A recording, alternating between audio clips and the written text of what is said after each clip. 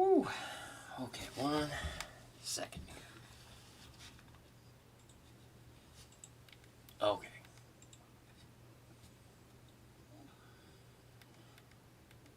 How's it going, guys? 1 second here.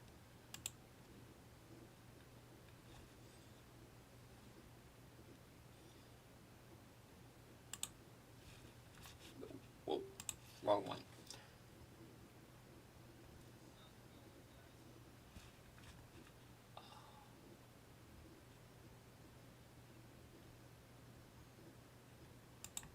Okay. Audio, everything coming through, I think okay. Sweet. Okay. I think we're good. Everything I believe is finally working. I set up finally got a little more stuff set up. Audio is coming through okay. All is good. Sweet. Jack, how's it going? J Bam, tuning in from Australia. Nice. From the down under. Freak Elite, Wreck-It Ralph, Steve, how's it going? Yeah, I got a new mic. I actually figured out how to work streaming software. It's like I'm almost getting professional. So, all right. Sweet. What's up there, Ron? Ooh. I did get some new batteries because I know we talked about batteries and 4S and stuff at the comp there, and so I ordered a couple more. Found a 654S, the Z ones. I got 2 for $30, and they are a nice size. They are just a little bit bigger than my 450s, so I ordered a couple more sets of them. So, because that is the plan. Class 2 and Class 3 were already all 4S, and the SCX10 Pro can also run 4S as well. So the only thing that wasn't all-time 4S was my Class 1. But if we can see here, there's an empty space because the Class 1 is no longer present. It went to a good friend, so we just got back. We were all at the Rocky Mountain Regional Championships up at Beaver Meadows, Colorado, hosted by Team Garage Hack. And after Class 1 day was finished, I got an offer on my Class 1. So I went ahead and let it go.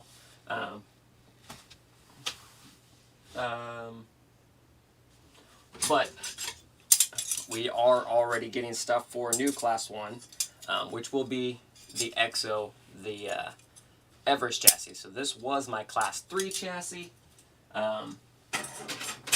but we happened to win an El Capitan chassis, so I just simply swapped out the Everest rails for the El Capitan rails. So C3 is still good. Everything's still going to be fine. If it performed with the Class 1 chassis, it's probably going to be even better with the actual chassis. So so that'll work, and that gave me room for a Class 1 chassis. But even though I've already decided on Class 1, I'm still going to do individual videos because I want to do a new choosing Class 1 video, Class 2, and 3. I've already got new chassis and new builds coming, and stuff like that. So have no fear, we'll get some stuff going. Aaron, how's it going? Thanks for tuning in. Let's Get It RC. How's it going, man? Thanks for tuning in. Freak Elite, building my first kit. It's the VS410 and Rock Pirates Interceptor. It's somewhat daunting, but enjoying the build so far. That's not too bad. Yeah, the VS410, I mean, there's a lot of components, and you put a lot together, but I've always found the instructions for the VS410 are pretty simple and straightforward, and I did do a VS410 build into an Interceptor. I built it from the ground up. I had enough extra parts, so that's what I just did. So it's fun. Definitely, you know, some of those first like ground up into chassis rails stuff, they can be a little daunting, but I have a feeling you'll be just fine, get it all knocked out. Joey, how's it going? You should do another Toyota Hilux body. That is possible. If I'm actually, my new Class 1 will actually be Lexan, at least for a while. Because around here, I mean, we do circle points, so I can get points out of the Lexan. And the reason I normally always build hard bodies is because 2 of the main events I go to every year, King, Missouri, and Crawlapalooza, one of the rules there is class 1, a hard body is required. So that's why I always just build hard bodies, because it's like, well, I go to those, so I'm not going to switch out bodies here and there. But I'm on the fence about King, Missouri. Just with this big trip coming up and everything else, and we do have the new little one, I don't want to take off a whole lot. I wanted to, at least the first year or so, I wanted to cut my trips down or make it trips where we could all go. I just don't want to just, leave the wife hanging and everything else like that while I'm off doing my stuff. But so King, Missouri still on the fence, but in the meantime, I know I may not do that one because that one's a full long weekend, and it is quite the drive. It's about a 7-hour drive for me. But since I might not do that one in September, early September at Disney Oklahoma, there is the Apex Challenge, which is a cheater Class 2 comp. No circle rules, no points, cheater rig like Crawlapalooza build style, so getting to the bare bones of Class 2, which will probably be what I will start preparing the high-low here for. Everything here is all set. It's bare bones, lightweight, nothing crazy. I'm not worrying about transfer case, not worrying about interior and points. Just generally they require like a few scale accessories, which like bumpers, winch, and a license plate. They don't take up much space. And I still haven't taken the high-low out because it was super. Weather was a bit wild at the Rocky Mountain Regional event, so we did not do much driving other than the courses, and even that, I don't know. I mean, still had a blast. We had a great time, and Theron with his new Class 1 Body 1 Best Paint while we were there, so that was super awesome. At least we got to bring home at least some hardware and stuff like that. So definitely good there.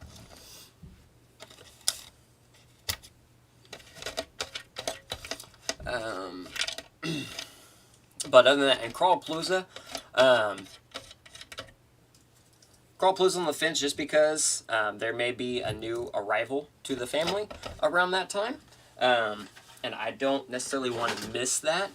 But Crawlapalooza is close enough. It's only like 2.5 to 3 hours, depending on how froggy I'm feeling on the highway drive down to Disney. So that is something, even if I can't make all the days, I at least could make some down, or even if I had to drive down, drive back, drive down, I could do that. It's not what I want to do, but I could do that. So, but I still have a few months for Crawlapalooza because also with Class 1, normally I've ran 11.7 wheelbase, 11.8 for a very long time.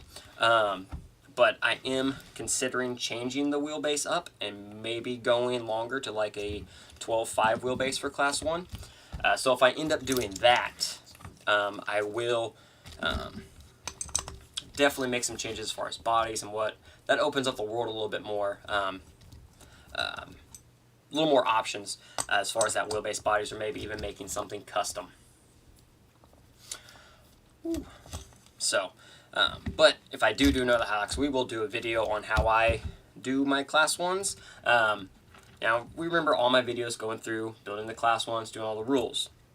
We said I said several times, I'm going to push the areas, I'm going to push the limits in several areas. I may have pushed them a little further. So we got 2 regionals. Got signed up and everything, and of course we needed to tech in and all that stuff. So I went to tech, had my tech sheets, everything pointed out. I went over everything, measured everything again, and was like, okay, we should pass the rectangles. Now I did pass the rectangles, but Theron and Jake and everyone made fun of me for quite a bit because my 3 trucks, they probably spent a solid, 20-30 minutes teching my trucks.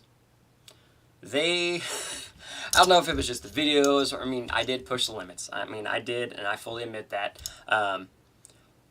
They measured absolutely everything on my trucks. Everything on my trucks. And there were areas that were very, very close. One particular issue, my class 1 almost did not make it. So I put new high racks on my class 1 before we left. And I forgot I hadn't vented them yet. I just got them, put them on. I was like, all right, we're good. I'll vent them when we get up there. Well, Kansas, we're down low, nice and flat. We're at about like 1,500 elevation. Beaver Meadows was at 8,400 feet elevation.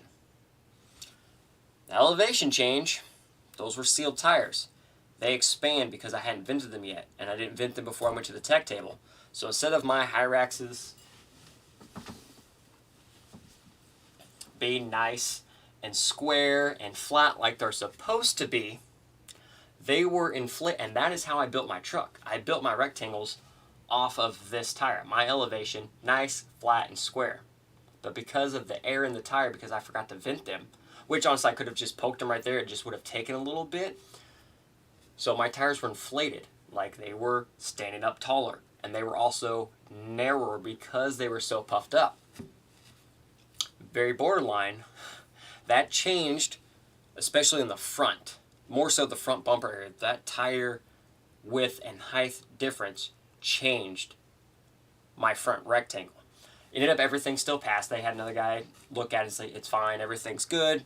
Turned, measured everything. And because my body had shifted a little bit just from the ride, everything was fine. So all of my trucks did pass. It's just Theron and Jay kept making fun of me. And also, it was ironic because I was wearing my in-spec t-shirt. So it was one of those things. If I was going to fail, I was going to fail right there. Now, there had plenty of stuff there. I could have easily fixed everything. Even if what it was, I could have just added a couple pieces of foam, fixed everything, and been just fine. But everything did pass. Once they looked at it and the air started to settle down, everything was right where it needed to be. So, all in all, we survived tech, and we were good. How to do it regionals, I'll get to that one second. Let me catch up here. Let's get it, RC. If I ever tried designing my own chassis, I've thought about it. I am not that good at that type of stuff. Now, we do have a local guy here, Justin, who has been working on some of his own chassis, and I have one of his first sporty chassis that he made. I'm still just getting around to it because we don't do sporty here. It would just be mine and his trucks. And he is familiar with how that stuff works. So one day I may see if he's got some free time on a weekend, and I may go hang out there, see if he'll show me how to work some of the software, or kind of give him some ideas. Because yes, I would like to try to cut something. I have a couple, I think, good ideas as far as chassis. But, I mean, I haven't made tons of chassis like all these other people, so I don't know if it would even, I don't know. I would like to. I really would. So it's something that I do want to play with, so it is what it is. We'll see what the future holds. Reckless Remote Control. Hey, Tim. Glasses on point as usual. Thank you very much. As Josh and Matt say, the best glasses in RC, and I'll take it. Frequently, do I ever plan on going to Proline by the Fire ever? I do. I think that would be a fun event to go to at some point in time. It's just the past couple of years, it has been, for me, calendar date, not good at all. Like, there's usually always other events, or it is like a week or two from Crawlapalooza, which Crawlapalooza is local to me. So if I have to choose between traveling cross country to 3 hours away, I choose 3 hours away. Joey, what tool drivers do I recommend? I personally enjoy the Vanquish drivers. They fit the hands really good, and especially on the actual drivers, they have the spinning end, so that is what I use, and they fit good. I haven't broken any of the tips, any of the drivers. I haven't broken any of the Vanquish tools, so those are my tools of choice. Or I also have some ProTech ones that are really nice as well. They're an older set, but they work great. And of course, MIP. MIP is also top notch. Going to TTC in Alberta in a few weeks. That would be pretty sweet too. I always like some good TTC. I actually don't really have like a TTC truck anymore. I've let a lot of stuff go. RC Gate Hitters, what's up? How's it going? Thanks for tuning in. Reckless, they were picky. Yeah, I mean, this was the first major national event with the new 2023 Sorka rules. So it was going to be crazy. There was a lot of stuff. There's still a lot of questions. But stuff we saw there, questions we had, questions like they probably saw a lot of stuff that was like super questionable, like how can this be legal? But how the rules were written, it was legal. So my understanding is feedback was taken with what people were seeing at what the tech table saw. I'm sure pictures of all the rigs are posting up people everywhere because there were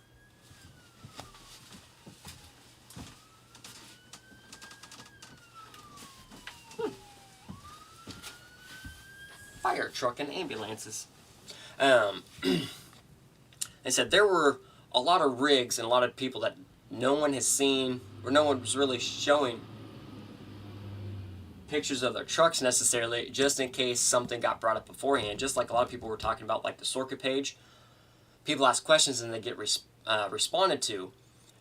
Well, there was an agreement made that, because the new rules are living, so they can change. But because this was such a big event, and technically it's not nationals, which nationals per the rules is the only event that can lock in the rule set, it was, gentlemen agreed on that the rules were locked in as like April 1st or May 1st, whatever it was, that the rules would not change. Circle would not come out with any change or anything like that until after the Team Garage Hack event. So a lot of people were curious about questions not getting answers. Like, no one probably wants to answer or ask any questions right now that could potentially change a rule or make a build illegal a week beforehand. We had already built all of our trucks up to every rule and official ruling on the circuit page.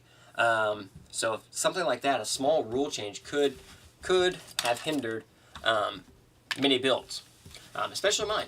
So, but I have the feeling now that pictures of a lot of these trucks are out and about, everything that people saw at the tech table, and I'm sure people saw stuff that they didn't like. I'm sure people post about stuff. I know there were a few comments on the narrowed Hilux body, but it's legal. I mean, you're wrong. I don't think I should be allowed to narrow a body for Class 1, but it's legal, and also it does, the major body modification rule, I'm okay with it not being there because that expands and opens building opportunities. I mean, you can take a body and make something really cool out of it. So we'll see what happens here in the next few weeks.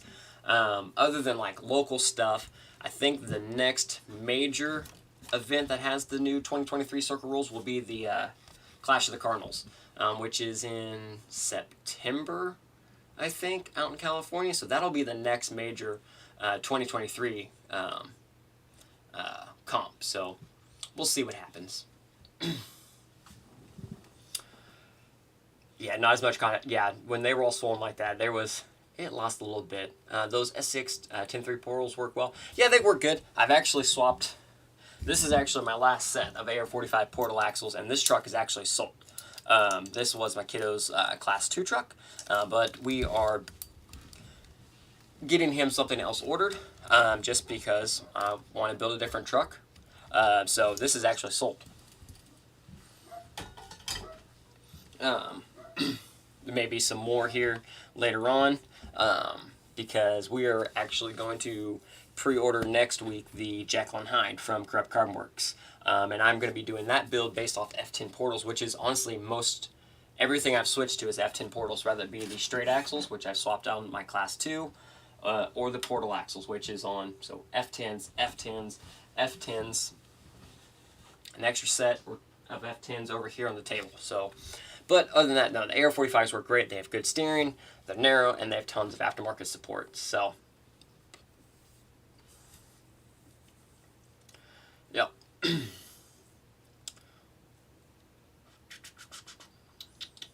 Toby, how's it going? Thanks for tuning in. 1/10, Rick Ralph, 1/10 RC has them. Oh, do I have the metal rear link risers for the BS410 portals? Yes, 1/10 RC has some link risers. And yes, their stuff's really nice. I use a ton of their servo mounts and stuff like that. So, Matt, how's it going? Glad to see you made it back safe. Yes, it was. We took it was like a 3-day trip back because we left the comp area. Me and the wife, family, the kids, we stayed in Denver for that night and then hung out in Denver the next day. Then made it about halfway to our aunt's house. We crashed there, hung out with them some more, and then headed in. So really made the drive back pretty nice. So it wasn't 9 hours straight stuck in a car. So we were good. RC Gate Hitters. I should change my name so you know. Well, there we go. Timmy. So yeah, our me and Jake's our Missouri doppelgangers over there, basically. At least name-wise. There were so many Jakes and Tims at the comp, it got confusing at times. Because we were like, as our group, it was myself and my brother-in-law Jake, and then our close friends in Missouri, another Jake and Timmy. So we been comping together quite regularly over the last year and a half or so now. Yeah, we've been... So up there, our group there's 2 Jakes and 2 Tims. But there were several more Jakes and several more Tims as well. So at times during the day, people would be hauling for Jake or hauling for Tim, and we're all just like, which one of us? Oh, good times. Alright, I'm stuck. More invasion like we all... Yeah, exactly. Mine was kept in a box with no pictures until the 10th table. Yes, I mean, I saw the pictures, but they also just stayed on my phone. Because I was like, ooh, because you sent me those pictures like, man, that's close. Like, picture-wise, it should fit. Like, there's no rules saying you can't do what you did, and the narrow-wise, everything fits. So I was like, I told you, I was like, I don't see anything they can argue. The only thing I was thinking they could argue is the cutouts for the shock towers. But the rules don't say they have to be there. The rules don't say it's not allowed. As long as the widths and everything mattered, that's all that mattered.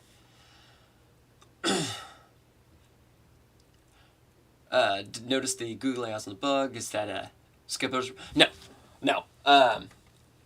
And I've been running the googly eyes. I think what started all that, like, I know he's probably ran them before too, but during one of the live streams, he had just got the carbon bug body from Corrupt Carmworks, and he was talking about it, and I come on the live stream, and I was like, hey, in case you were wondering, a 20mm googly eye fits in the headlight.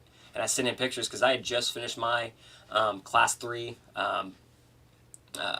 Bruck, my bug truck, and that was the first time I was like, googly eyes fit in the headlights. And so I shared it around, and everyone just kind of loved it. And I was like, hey, 20mm googly eyes fit in the headlights on that body. And then he pulled out, he had a box of googly eyes, go figure, and put them in there. And that's just been a thing. We googly eyes on all the stuff. Is the F10 portal axles what comes with the VS410 portal? With the VS410 Phoenix. The F10s are from the Phoenix. They're the Phoenix portal, the Phoenix straight axle. So, yeah. Yes, they are from that one. Do I have any extras? Not extra axles that I part with. Like, all the extra axles I have now, they are for builds that are upcoming. And I actually have a nice new set of XR with AR44s that I will play with around here soon too. And I think I just make sure, before they are finally in stock, I just needed to make sure I actually ordered. Okay, I did. I've been waiting on a chassis to come back in stock. It had been listed as pre-order, but it showed in stock today, like right before the stream. So we got one ordered, and we'll see that here soon. I am Jake too, duh.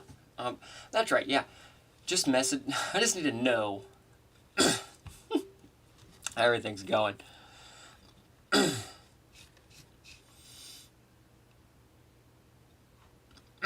So yeah, plenty of Jakes and Tims. I mean, we're just the best there is. I mean, that's just plain and simple. We're just the best there is.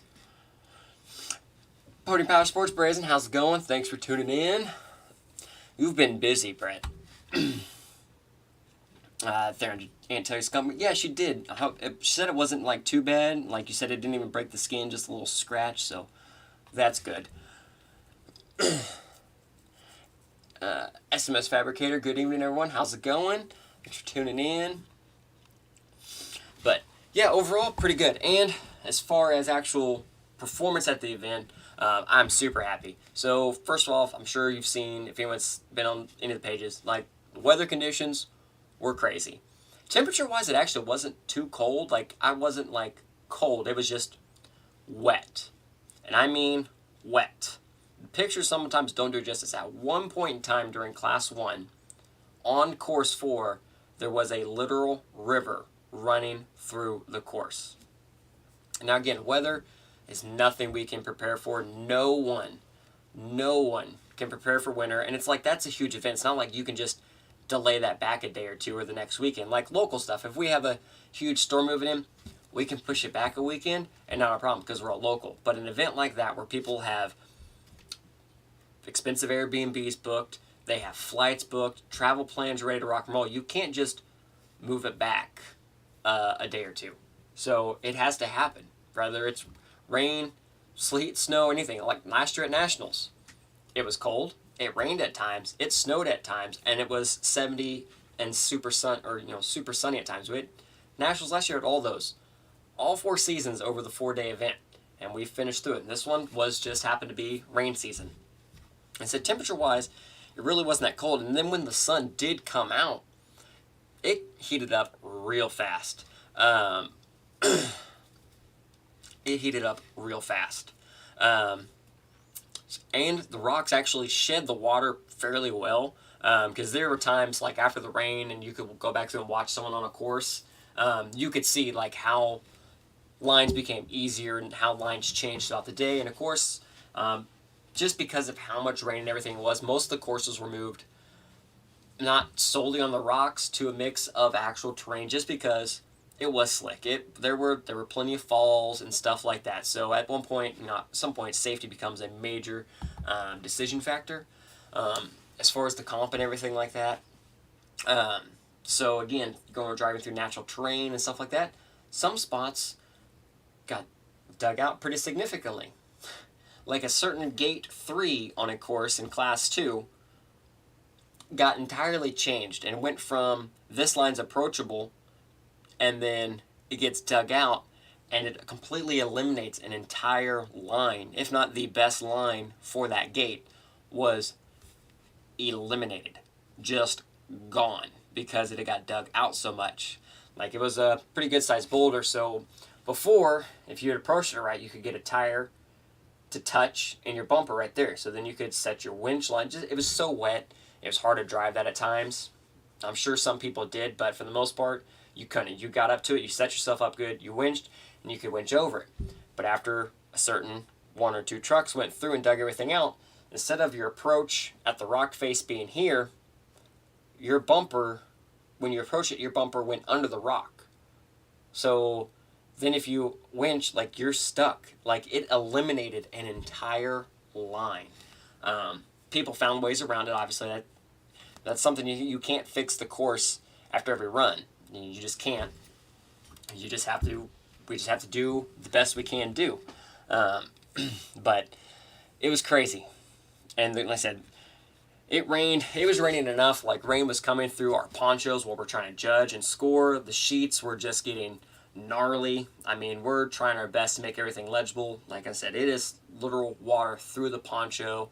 And then other times, it was beautiful, sunny, and just spectacular up there. And I think a big part really is depending on like kind of when you got to your courses, on how everything went, whether it was a little more dry than other times.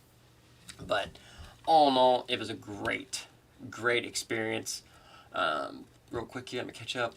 Putting passport very busy. The next 7 days, I won't have a day off. Something's going on every day. Well, you do what you got to do. I know you also got some vacations and stuff coming up, so I definitely hope you able to get everything done and enjoy that time and everything, and have a good time with the family and everybody. So definitely, I think you definitely need it with everything you've been doing, on top of actual work, and then providing for all of us RC enthusiasts and stuff. I'm gonna have to check out a certain chassis that Theron got here pretty soon. When's the next build video of the BRX2? I don't have one of those. I don't have any of those BRX builds, really. I just got that chassis too. Which chassis did you pick up, Joey? Eric from Black Turtle lost his spot at Proline by the fire a couple years ago due to this. Oh, yeah. Theron, who did that? I don't know, Theron. I don't know who dug that gate out so bad.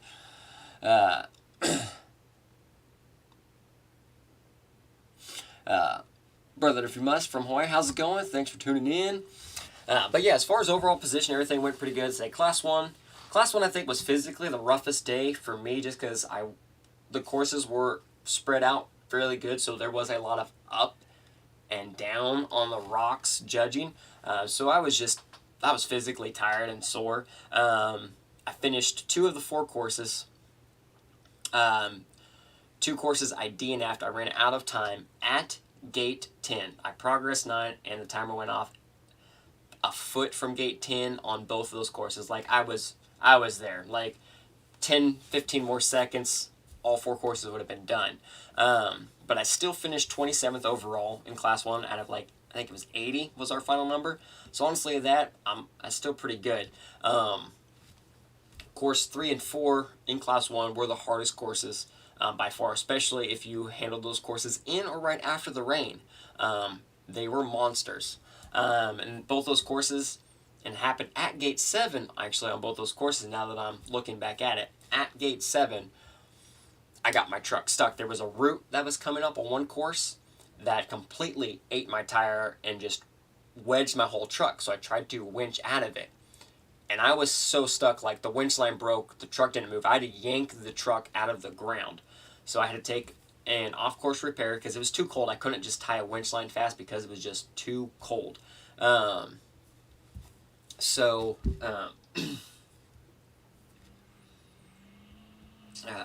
So I had to take the off-course repair, which cost me a minute of time, which then I timed out. So if I'd had that minute, I would have cleaned both those courses. Both courses, I wedged the truck so hard, like, and then on the course 4, my bumper wedged in between a rock and actually dug into the rock. Again, when winch line broke, and then I had to yank the truck out. They were stuck. So both those courses, if I hadn't lost that minute, I would have finished. And actually, I had pretty decent scores. I had pretty decent scores on both those courses too. If I could have just finished, but it is what it is. Stuff happens. So, not too worried about it. And then Class 2 started off our first course. We actually got pretty good. No rain. Got our first course done. Moved over to the next course. And then the rain really started to set in for course 2 and 3. The rain came in and held through for all those courses. They were gnarly, but I finished both of those. And then our last course, the sun came out. Everything was nice, and we were crawling. So I finished all 4 courses in Class 2, and I ended up 11th out of 97 in Class 2. So I was super happy about that. I was 3 points. I was a winch away from top 10 because I had like 3-ish minutes left total time on Class 2, which I think, I have to double check, but I'm pretty sure I was in like the top 3 with most time remaining in Class 2. I had a ton of time left. I scooted through the courses. And so if I had had 1 less winch or 3 less reverses or maybe not hit a gate, I would have been inside the top 10, which would have been really cool. But 11th place out of 97, I will take it because that was rough. That was some rough courses. Now I know, the weather, but driving and still driving that good in that weather, I'm super happy and very proud of it. Definitely the best I've ever done at a large event, honestly, across all, at least Class 2 and 3, and Class 1, actually, as far as large scale event. And then Class 3, again, it was the last day, and there was reports of a major storm and even snow possibly moving in. So we decided, instead of running 4 courses, it was all agreed on, instead of running 4 courses for Class 3, we were going to run 3 courses and finals. So we just ran 3 courses, and it was, it rained all 3 of those courses on me. It rained. And we started on the worst course, so it was a rough course. But I finished all 3 of those as well, and then I ended up 8th overall in Class 3 out of 45. So still, good amount of Class 3 drivers and good Class 3 drivers as well. So again, super happy with that one. So 27th overall in Class 1, 11th in Class 2, and 8th in Class 3. I will take it. That was a heck of a weekend. So Definitely happy with it. And brother-in-law Jake, he actually got 7th. He beat me by 2 points on class 3, so definitely good to get 2 of us there, at least in the top 10 on something. So that was definitely awesome. See, what's up, Tim? How's it going? Thanks for tuning in. How'd you do with the comp? Oh, there we go. Just answered your question without answering your question. Joey, the one that's on back order. Axles, not chassis. Oh, I haven't ordered any axles, but I was waiting on a chassis to come in stock. So I snagged one real quick. They've been popping up all over the place, so I was like, I'm going to go ahead and snag one. Blind Garcia, how's it going? Thanks for tuning in. Hope all's well. I'm glad to hear you had a great time. Yes, it was a great time as well. Super excited. Definitely ready for next year. I've already prepared. I have an umbrella hat that I found on Amazon that I ordered, so it just goes on my head like a normal hat, but it's a full-size umbrella. And we stopped by the Columbia store in Denver on the way back, and I picked up some super kick-ass, full waterproof rain hiking boots. And I've already got a new full rain jacket and everything else ordered. So I'm prepared for next year already. And the thought is, if I have the stuff with me, I'm not going to need it. So said I'd rather have it and not need it than need it and not have it. So already prepared. SMF Fabricator. Can't wait for my new brazen rig. I was able to make a deal on a prototype from Monday stream. Nice. Which prototype? If you can say. I mean, I totally understand. Theron got one too. I was still driving back during the Monday night live stream. I checked in there at the beginning and got about first 20 or 30 minutes into it, but I was still on the road during the live stream Monday night. We were headed from Denver into my aunt's house Monday night. So yeah, I missed the end of it because I was trying to drive because rain and everything else was going on. No propeller on top of the hat. Come on. There were several. And it was like $11. I was like, you know what? I'm just gonna go ahead and have it.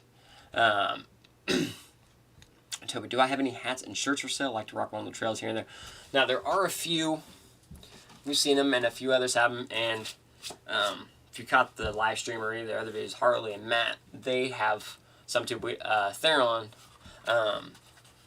helped me, or Theron took over all that stuff, and he got a very limited batch of them made for now, just so we could see how everything. He wanted to see how everything looked and stuff like that. So there are a few on the wild. It is something. I actually, because of the tube, I have access to Teespring at a certain deal. I just have to figure out how to get everything to save. Like, I've got a few things designed on there. It's on my profile. But I can't figure out how to get it to save and make live. I will work on that this weekend if I get some time. Because even that would be something simple. At least maybe some shirts or some hoodies or something like that. Nothing too crazy. But I think that would help out pretty good. Or I just need to buckle down and get a nice, like the Cricut or iron-on deal. Maybe I could figure some stuff out. So see how that does. Jay Bam, mate, where do you see our little obsession, say 5 years in times regarding tech and builds? Cheers.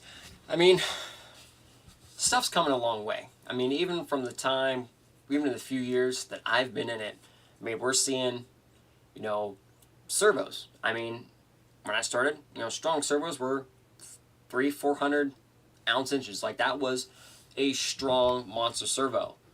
Now we have servos that have, 800, 900, 1,000, 1,100 ounce inches of torque for 1/10. That's not to mention, like, the 6 scale servo from an SCX6. That has 2,600 ounce inches of torque. So, I mean, that in just a few years, there was a massive servo war. I mean, almost every servo that you see now from any of the major manufacturers, like, they're taking super strong with, 8.4 volts or direct power, 4S, 6S, even, I think There is one servo that's 8S. I just can't. I think there is. But either way, still 4S, 5, 6S capable 1/10 servos. That's a lot of power in a little servo. And ESCs are the same way. With the censored abilities, now we have Three Brothers. We have a censored outrunner. Now, yes, it still has our lovely sound. But it is a censored outrunner, and it is smooth, and you can tell the difference in the sensor. You know, granted, the 14-pole outrunners, they're still smooth regardless, but adding that sensor on top of that makes it even more smooth, and really, you know, takes down on any cogging whatsoever. So that's crazy. You know, wheels, tires are getting. There's tons of new tire compounds out there. Shocks. I mean, it's crazy. I think it's gonna be pretty cool. I don't know if.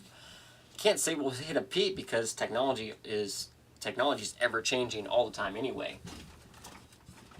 So I wouldn't say we necessarily see a peak anytime soon, but it's gonna be crazy.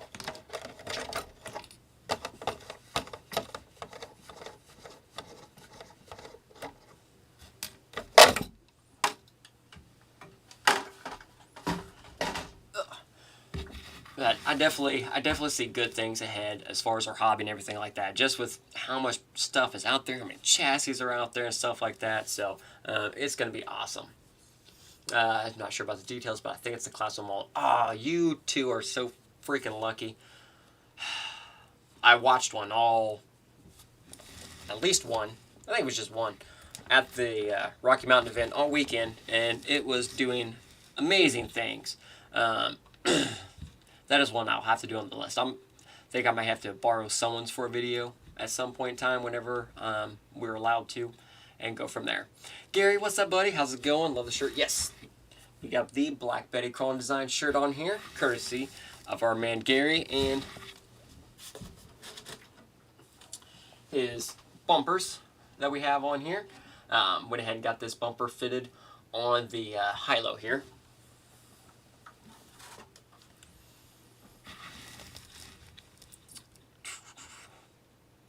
So sick, man. You deserve the respect and response. More hats. Nice. Well, thank you very much. Much appreciated. I said I'm still just a little guy, but I mean, I think we all have fun here on the channel and everything. And that was one thing that I know that a lot of people at the event were happy with the Sorka videos, just because breaking the rules down and trying to make them simple. I got a lot of compliments on those videos, and even from some of the Sorka board members, they've said the same thing. Like, the videos have helped out a lot, and you know, made everyone not so crazy. So definitely got away some work, Gary. Yes, as soon as I get some, we'll see what's going on. Maybe I could just make an order and get some and then disperse them out.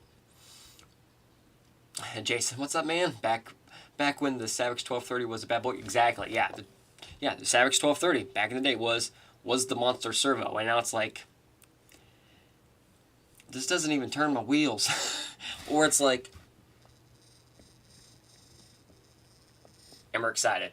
And now we have, like, if you're set there and rock these wheels back and forth on 4S or 5S, whatever, like, I can put a hole through my rubber mat in just a little bit. We've become from AMS to cost in a few short years, not to mention the company's listening and leaving room for full build interiors. Yes, yeah, chassis mount servo, yeah, I mean, it's crazy. I mean, axle mount servo was on everything. That was just the way to do it. Now, there's interiors and all the stuff, chassis mount servos, all that stuff. Crazy. It is awesome. Super awesome. Yo, that Rat Rod chassis, yes, that looks pretty sweet. Joey just ordered the FlySky GT5. There you go. Nice. Like I said, I haven't personally used it, but I know a few guys that do, and they enjoy it and have had good luck with it. So I think it'll work great. And Gary, good to see the front bumper on the front. Yes. I finally put the front bumper on the front. We're set and good to go. And a rear bumper on the rear.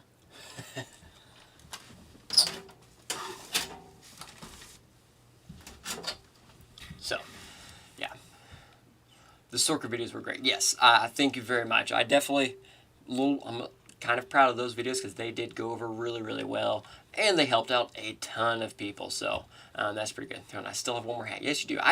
save it, just in case one of us get a dirty hat or something. We need to change it out. But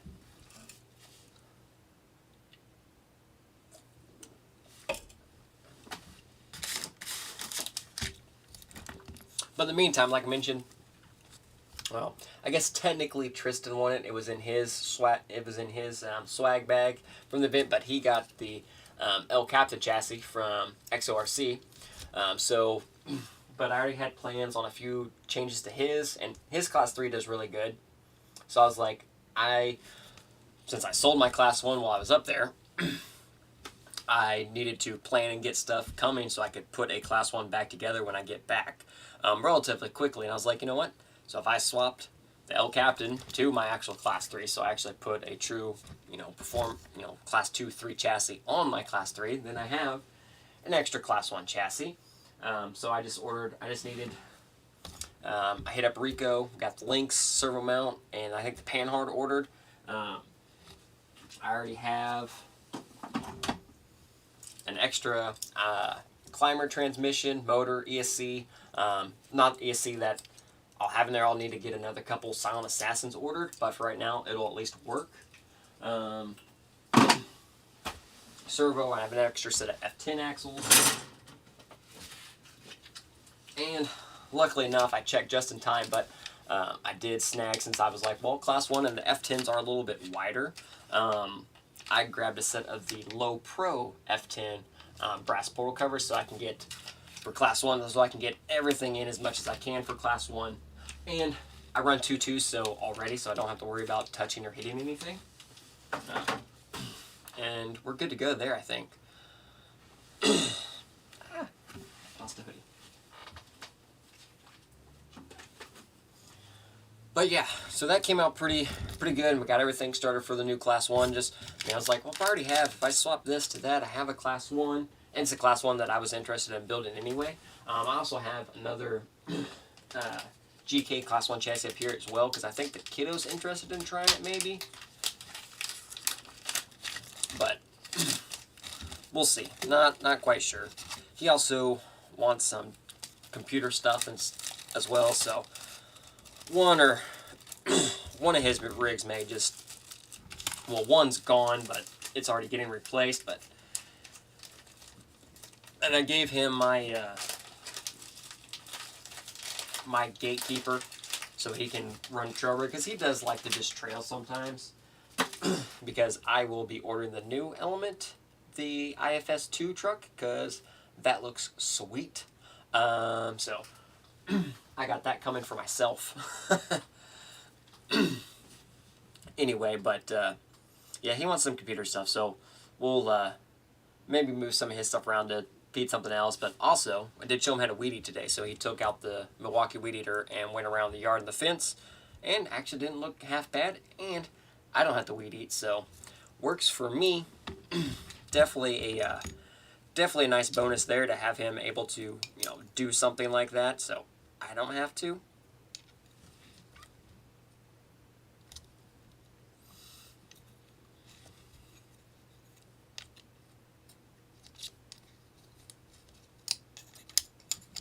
Ha. Aw. Maybe.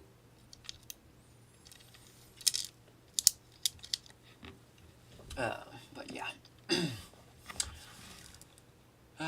Futaba has a 6-channel receiver that binds with the 4PM, but I would not have access to those extra because my transmitter is 4. Correct, yeah. Yes, for the most part. There are ways to mix stuff. So on my Noble, I use 4-channel receivers, but I tell the controller I have 8 channels, because then I can set up mixing and do stuff differently. So I don't know much about Futabas. I haven't messed with them very much at all. Not 100% certain on how all of that works or plays out. Oh, and also, before we get too much further, this is going to be a shorter stream tonight. We'll probably only go to about 8 o'clock, maybe just a few minutes afterwards. Wife does work tonight, so I need to finish up so she can have time, get ready, or take a quick nap or anything like that. So we will be running short stream, at least maybe here for a little bit. this week. Figured at least wanted to get one since I missed last week, so we can kind of get caught up, see how everything's going and stuff like that. But also going to work on, we're going to work on like a class 1 chassis shopping video, 2 and 3, and then maybe even just like, kind of choosing your parts. What are you looking for? Transfer cases and stuff like that. So we'll kind of see how everything comes out or plays out there, and see how it all goes. That's going to work. I like it. Let's see, do I run all my comp rig, droop on all my comp rigs? Not all of them, no. My class 2, I do not. The high-low is not. My class 1 was, and C3 is. Everything's, yeah, it's right there. I run it. I can run them both ways. Kind of depends on when I put the build together, how everything's looking, how everything's feeling. And a lot of that thing comes down to personal preference too. Some people just do not like droop, and some people just love droop. So, kind of like that. Hopefully they will have the IFS2 standalone kit. Yes, I hope they do too. I hope they do as well.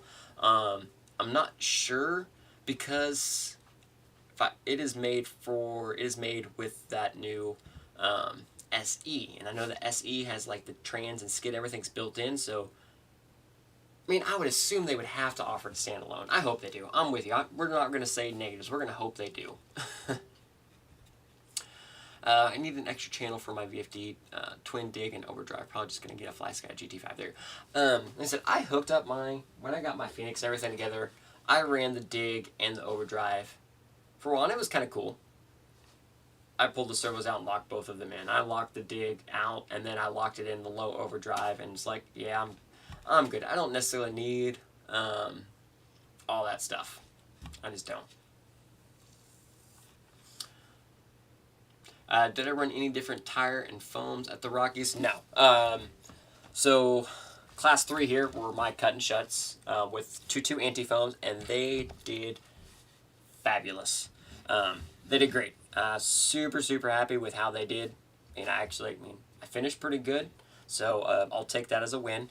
And then class 1 and 2, I ran Hyraxes. Now all of my in class 1 are 4.19 stretched on 2.2s, and my class 2 is 4.75 stretched on 2.2s.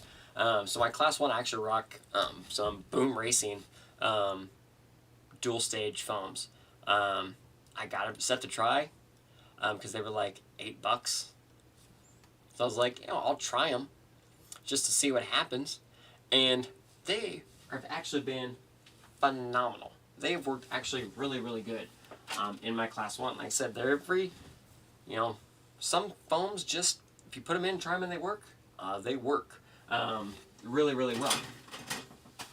I think Jake was pretty happy with those foams. He got his foams switched up while we were up there, and I think it ended up working out pretty good for Jake. So definitely happy with that as well.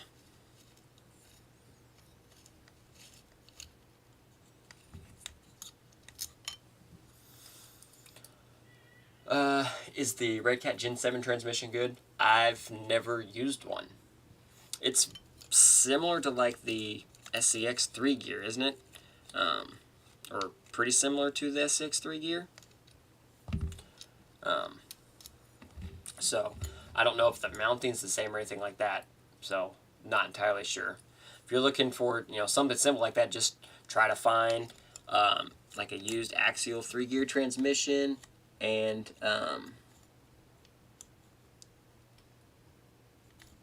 yeah, I would just try to find like a used axial 3 gear transmission, or StealthX. StealthX is also a good budget transmission as well.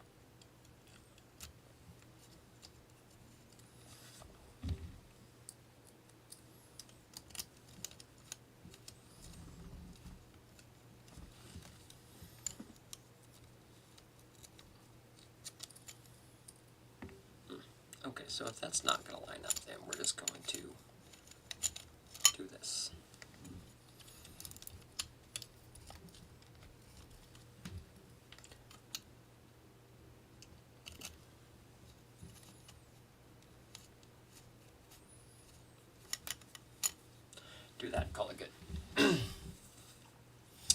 It's a very similar bolt, but the bolt pattern's there. Okay, so I've never messed with chainsaw. How's it going? Thanks for tuning in. I have to say the Stealth X with a dig would be a rad combo. I mean, the Stealth X is a great transmission. It's just, it's been heavy to me, so I don't tend to run it because it's just heavy. What hole did I put that in? Oh.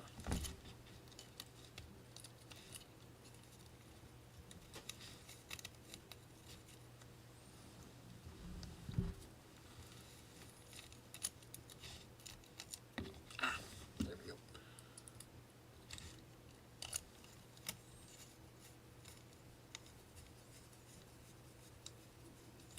There.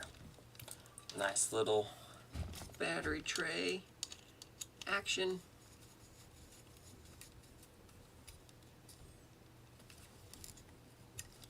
And good. Simple.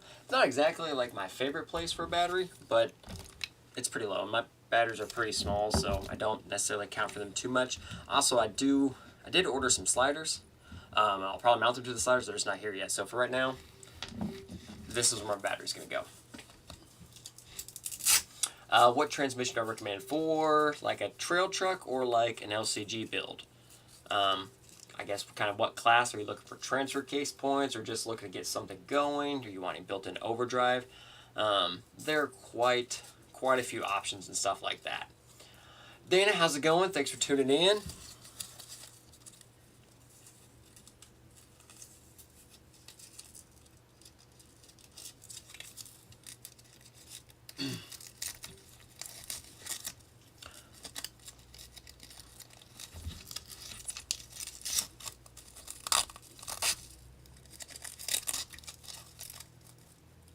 That'll work.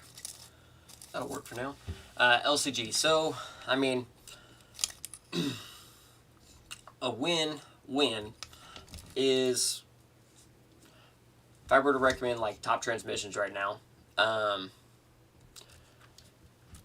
is one of the EXO transmissions, either the Climber transmission or the Alpinist transmission like here. If you are overdriving your axles and don't need any additional overdrive, the Climber. It is simple and one-to-one. You don't have to worry about overdrive. It's lightweight. It's small. Puts everything in the middle. It's all hooked up in right now, but the Climber transmission, small, lightweight. Everything fits in there, nice and short, and counts as transfer case. Or the Alpinist, like I have here, which is also my class 2. Very similar, almost same design, except it has an additional output, so you can have 0% overdrive, so everything's spinning the same amount. Or you can have you can switch the output here on the rear and have 28% overdrive. They're like $10 apart. I think the Climber's like $139 and the Alpinist is $149, if I recall. So good price on both of those transmissions. Or if you want even smaller and again not too worried about overdrive and can overdrive your axles, the deluxe transmission, rather the portal version if you're running portals, or the Nod if you're running straight axles.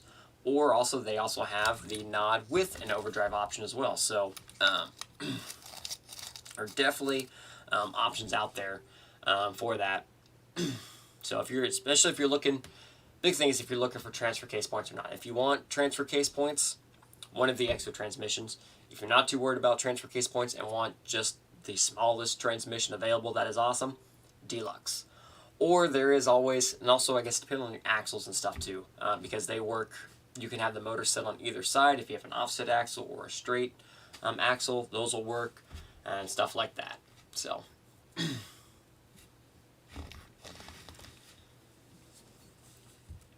Do I forget? Oh, that is where you have your battery mounted. Never mind. That is where yours is mounted, isn't it? There, on right there. I mean, how do you rate the SCX 10.3 transmission? The stock 10.3 transmission, like the portal not the base camp, but the 10.3 that had the dig in it, I hated it. I absolutely just did not like that transmission. It was loud. It did not engage very well as far as the dig and stuff like that, and I didn't like the gearing. Same like the Capra. I absolutely hate the Capra transmission because I don't like the gearing at all. Dislike. But the base camp, base cam transmission was solid because it was simple. For your late, great stream, but I need to go. Have a good night, everyone. Well, thanks for tuning in. We're not going to be up here much longer either. Like I said, going to call it an early night at least for tonight. Maybe next week we'll get back to our normal full length, but wife's got to work here in a little bit, and I want to make sure she has plenty of time to get everything to get ready and not have to worry about the little ones. So plus it'll be time to go watch Bluey for the next 2.5 hours. So that's my life now.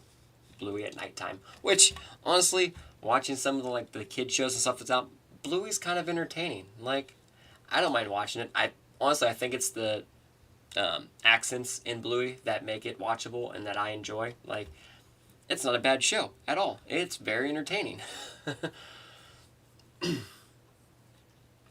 Did I get a good look at Matt and Josh's Porsche builds? By the way, why can I chat? Yes. Yes. Josh and Matt, they were Class 1. They were in my group for Class 1. So not only did I watch their trucks, I also judged, me and Theron judged all of their runs. So, and they did great. Both those Porsches did really well. Josh got, 20th? I think is what he placed at, 20th in Class 1. So they did great.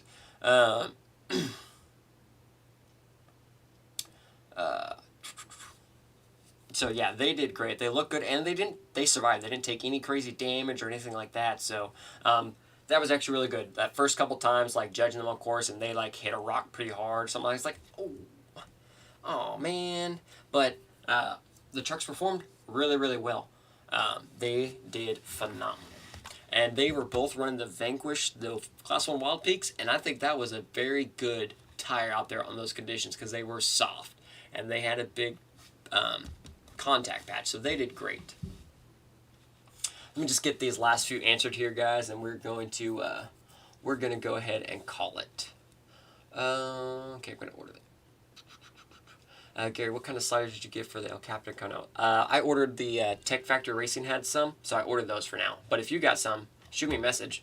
I'll try them. I mean, if I can get them straight where they'll fit on the Everest, I will need sliders for the Everest. Just tiny ones, just enough to hold electronics, basically, is what I'll need. So let me know. Or shoot me a message when I get off the stream here in a couple minutes, and I'll send you some money. Joy, that is the one on my truck. Yes, the Alpinist and the Climber I have in multiple trucks. Gotta be better than the 10-2 transfer case. Yes, this is very good. Blinder, I love Blue. Bandit and Bingo drive my fix. There we go. Yeah, honestly, it's entertaining. I don't mind it. It's a good little show. So it's pretty good. Better than a lot of the other ones that are popular and gets kids' attention. So I definitely don't mind. It's not bad or annoying. It doesn't have a whole lot of inside adult stuff. So I don't mind those because it's pretty good. Rick did awesome. Top 30. Yeah, thank you very much. Yeah. Said making the top 30 in class, even top 30 in Class 1 out of 80 drivers. Honestly, that was still really good. Yeah, Josh got 20th and Matt got 30th. So yeah, both those trucks, everyone did great. It was a great time, especially despite the courses and stuff like that. But anyways, for the night, guys, like I said, we are going to cut it early tonight. Got a few things to finish up here, and wife's got to get to work, so I want to make sure she has plenty of time to get everything ready and relax a little bit before she heads in. So again, short one tonight, sorry about it, but next week, we'll get back on track next week, hopefully get a full one next week, or even I might have to start a little bit earlier. Maybe we'll start a little bit earlier next week and go from there. So in the meantime, again, as always, everyone, thanks for tuning in, hanging out, stuff like that. We survived Rocky Mountain Regionals. We did come back one less truck, but it's okay. We will rebuild. So until next time.